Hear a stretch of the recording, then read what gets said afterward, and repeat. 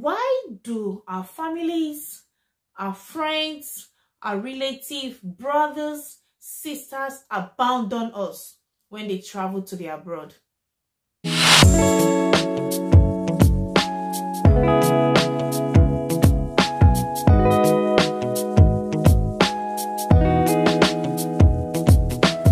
Hi guys, good evening. How are you all doing? I hope you're all doing very well. Okay, welcome back once more to the YouTube channel. It's your favorite YouTube channel here with Eunice. I'm happy to see you guys once more. I want to thank everyone for wishing I and my husband a happy anniversary. My last video, so many of my friends they put a call through to us and wished us well. Thank you very much. I feel loved so much. I'm very happy about that. Yay! It's a time again where I'll have I always like this time where I spend time with you guys. I decided to do a sit down video today. I'm just coming back from work. In short, I just dropped my bag now and I just remember that I need to upload a video today. I always upload video twice every 2 days, so I need to upload video today, and I don't have the video ready. I should upload. Actually, I edit it from time to time and keep, but for now I don't have anyone I've kept down, so I decided to just for us to have some time together. And what I would like us to discuss on this episode is very important. It's what I was feeling before I traveled, and now I have traveled. I'm here. I'm trying to put myself in the shoes of those that have been here while I was in Nigeria then. I'm trying to understand the reason why they did some certain things. I'm trying to understand it, and I'm trying to see the reason why they acted that way, and to know and also to understand why they did that way. Okay, what am I talking about? Today's topic is going to be, why do our families, our friends, our relatives, brothers, sisters abandon us when they travel to the abroad? Yes, I know it's something that you want to know, okay? You know, back then when I was in Nigeria, like how some of you are now, we do have our friends, we do have family members that travel out and they don't get back to us as they used to be. Most of us have this relationship very strong with our friends, with our family members. And if, as in our brothers, blood siblings, and once they travel, they forget. The relationship is no more there. That adage, out of sight is out of mind, happens, and they tend to forget us, so to speak. When we're there, they forget us. They don't remember the struggles we have been together, and excuse me, they just forget us. The relationship is no more there, and we feel sad about that. Now, I am here now, and I have family members, I have friends, I have cousins, family members, I have staffs that I left behind, and I want to know, I'm trying to feel, and I'm experiencing what those people that traveled ahead of me experience. This information, for those of you that are still at home, I want you guys to take this video very serious. I think I'm in the best position to explain to you the reason why your family members, your friends abandon you whenever they come to the abroad. If this topic is something you really want to know, you want to know why your family abandon you, your friends abandon you, please watch this video till the end. And please don't forget to subscribe to the channel, like the videos, and since this topic is something most people want to know, that means you should share it out, okay? Share out the video so that they can get informed. Now, I'm going to itemize it step by step. Number one, when your family members or your friend, I'm going to use more of family member and friends, or when your acquaintance, your spouse, because sometimes spouse to abandon each other and leave. We've heard stories whereby maybe the husband traveled and forget the wife, or the wife travels and forget the husband, and they lose contact. It happens. When these ones travel abroad, what are the reasons why they leave you behind? Number one, depending on the route, depending on the route the person came through. If the person came through a route that he doesn't have a permanent stay, maybe the visa is just 1 year visa or 2 years visa, there is always that challenge of the person not wanting to come back. That means the person would want to struggle and do things he or she would do so that he or she can have his permanent stay. Most of those things, some of them are legit. Most of them are legit, while some are not legit. It depends on the individual and the method the person wants to use to get a permanent stay. What permanent stay, we mean permanent residency, maybe a long-term stay, 5 years. In the UK, they call it tier 2 visa. Tier 2 visa, you can get 5 years stretch. If you came through the student route, that means you have just 2 years. After that 2 years, what happens? You start applying to look for if you get a COS, certificate on sponsorship, whereby the company you're working with will want to sponsor you, okay, to extend your visa stay to 5 years. And after that 5 years, you start applying for your ILR. So it takes process. So when your family member travel here, the first challenge they have is where to stay. The truth is, nobody would want to accommodate you. If you travel abroad and you see someone that accommodates you free of charge, that person has done a lot for you. So in most cases, your family member might not get people that will accommodate them. That means they'll be hanging from one place to the other. Here is not a place where people can sleep under the bridge, or go and sleep under the bridge, or sleep for my passage, or sleep for my parlor. It's very difficult because everywhere is cold, okay? So you don't even sleep. You hardly see people sleeping in their parlor because the parlor itself is very chilly and cold. People always sleep in their bedroom. So, like, I have a 2-bedroom now, and my daughter is occupying 1 bedroom, while I and my husband is occupying 1 bedroom. I can't accommodate anybody in the parlor because we don't even on the heater in the parlor. The parlor is extremely very cold. Daytime, not talk of night. So I wouldn't want to accommodate anybody to stay in the parlor.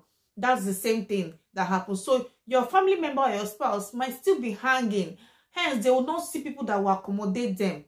So they'll be moving from one house to other, or one Airbnb to the other, or just be hanging. Most of them get living job and they are working.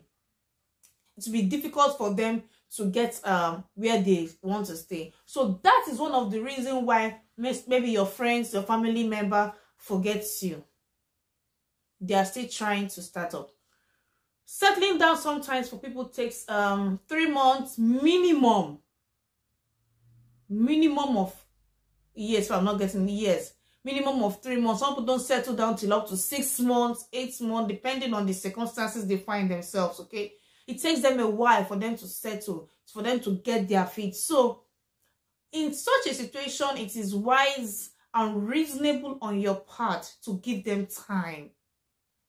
Give them time, please, to settle down. When they arrive, and even if they get a place to stay, they'll be sharing bills. Most of them stayed in shared apartments, Airbnb. That means they are paying the bills, okay? They are trying to pay the bills. And these people paying the bill, this person paying the bill might have not even gotten a job.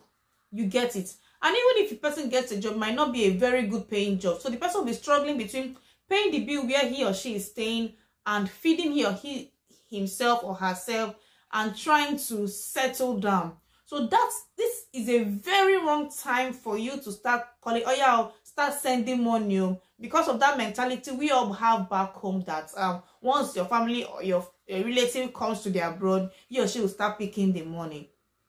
Even if that person is fortunate enough to start getting the money, it will take time. It is not automatic.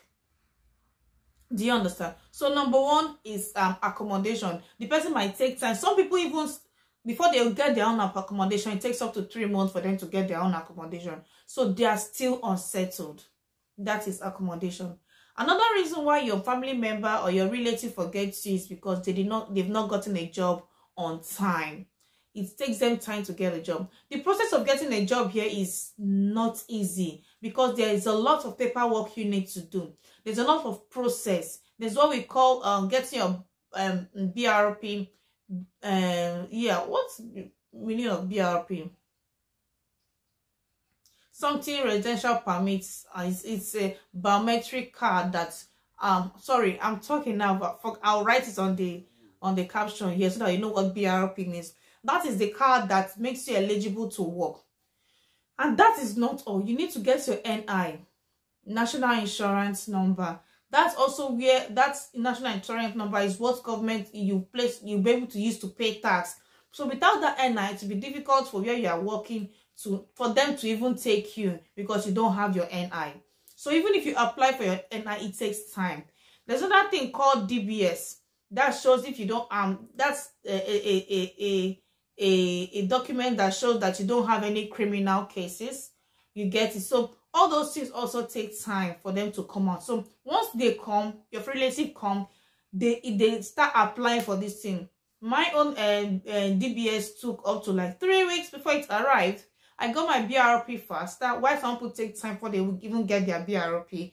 My NI took up to like 3 weeks before it came. My DBS took up to like 2 weeks before it came out. So you can imagine waiting for that, and all those times you are waiting jobless because nobody will take you for any job without those documents. There's also what they call share code. All those things, all this process are what you use for your documentation. Oyibo like documentation a lot, so there's no cut corner for you to cut and sew corner for you to say, okay, I want to use this happy and way to start getting a job sharp. It doesn't work like that. So your family, your relative might not have gotten a job immediately they arrive. Some of them, after getting all those stuff, they will start looking for a job. And when you even get a job, before they will do all those process, sometimes 4 weeks. There's a job my husband is looking for. He has been applying. We've started that process since February.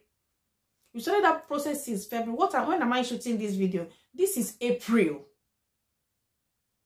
Do you understand? We are already in April, February, March, April. So this is like going to the ending of the 2nd month, okay? Not even ending. This is the 3rd month he has started that process. Assuming that is the only job he has been waiting for, you can imagine. That means for the past 3 months, he has not gotten a job. Most of your relatives are like that, are in that shoes.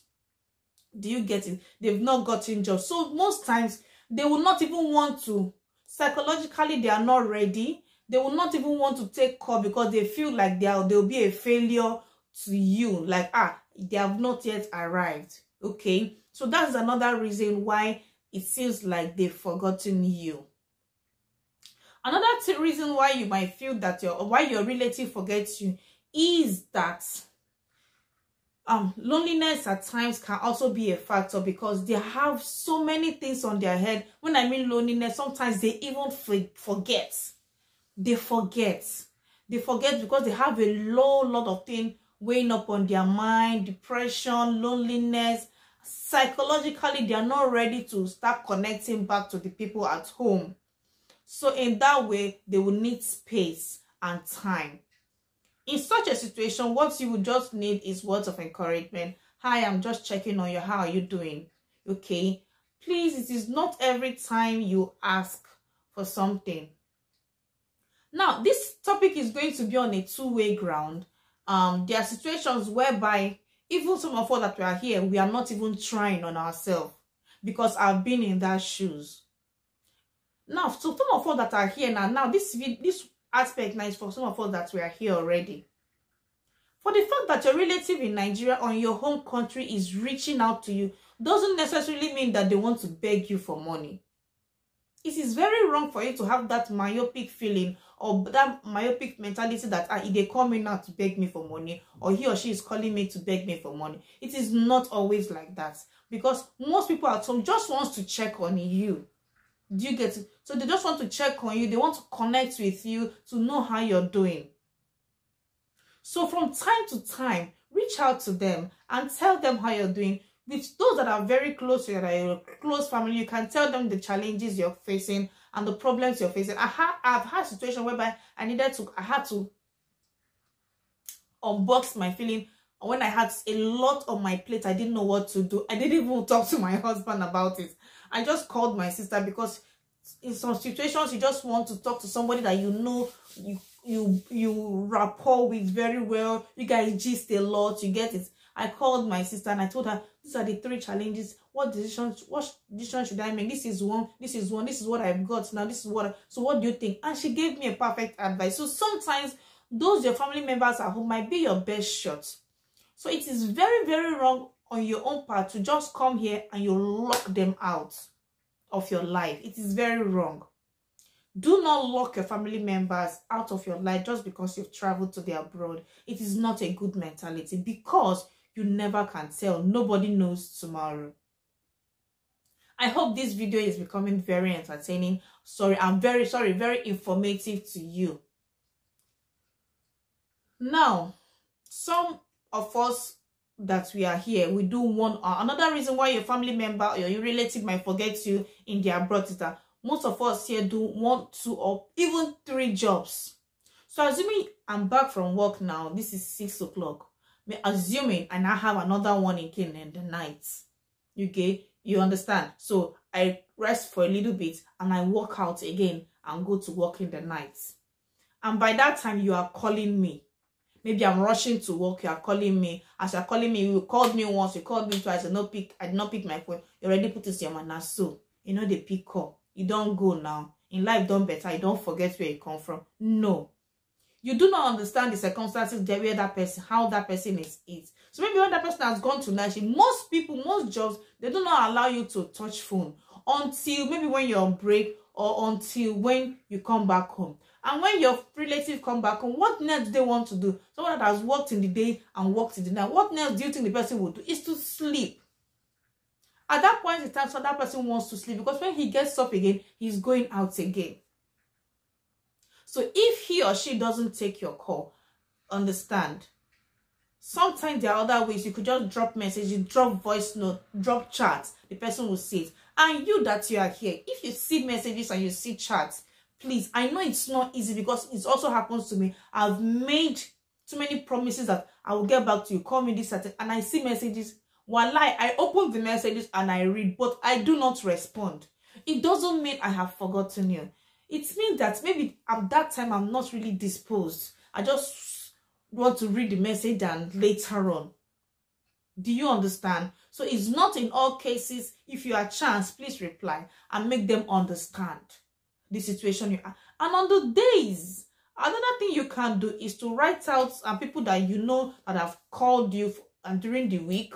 And those days, you know, you are off, that you are told you want to rest, and you cannot take time to drop messages, drop chats, and even call to say, I'm sorry, try and understand, this is the situation, sorry, I not forget you, blah, blah, blah. At least to hold the relationship. Out of sight should not be out of mind. So this situation is a two-way thing.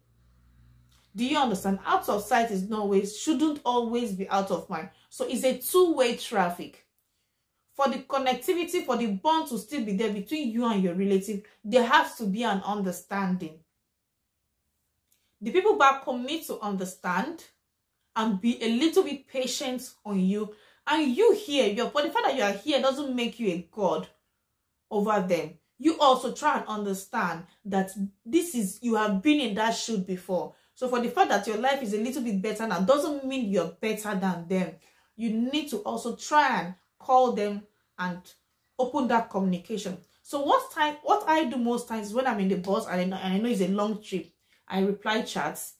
And then most times when I'm home and I know I'm a little bit free, I reply chats. And I do voice notes for those that I could not call. I do voice note. And I've already explained to everyone that's not there. So if I'm privileged to call you, pick call today, doesn't mean that I might be privileged to pick call another day. Try and understand. And for you that you are here, finally, when they've given you time and you're a little bit financially buoyant, do not forget to extend a helping hand to those people back home, because you were once like that. You were once in that situation. The reason why you came out here is because you want a better life. Now God has blessed you. You have a better life.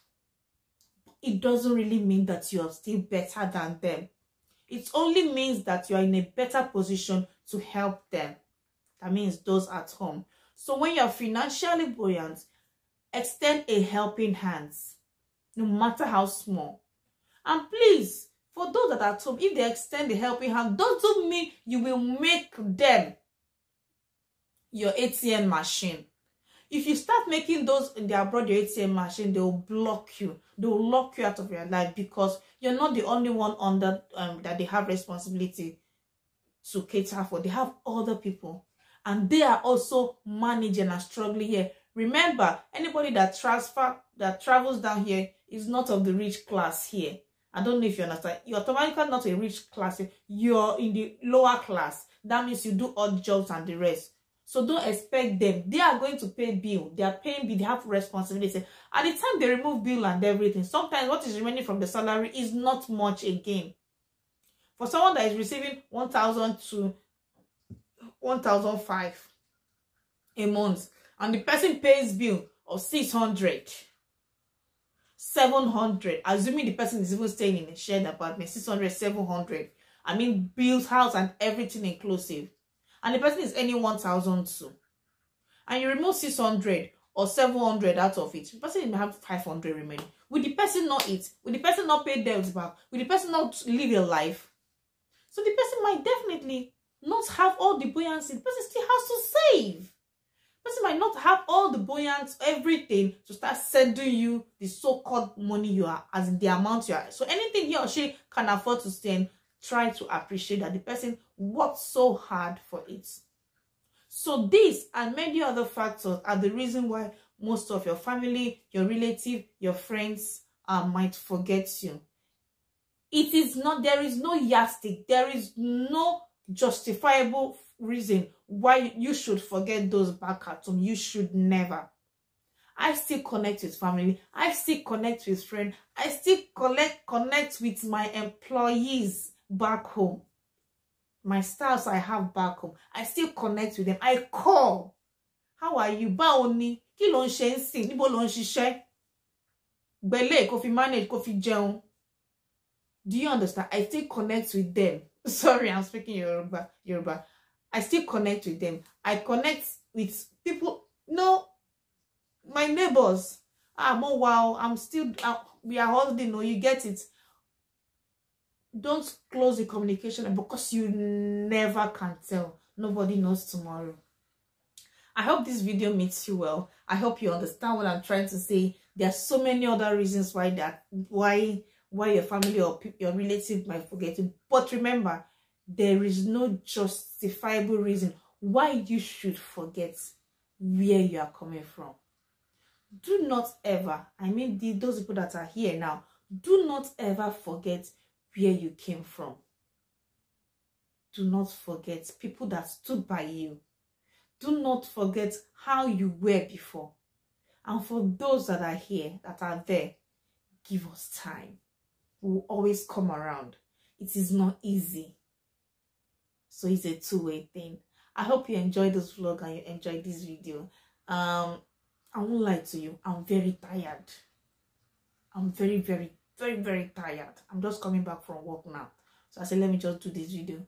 I need to rest. I need to rest and cook dinner as normal. Cook dinner and edit this video and post it. It's not easy. Oh.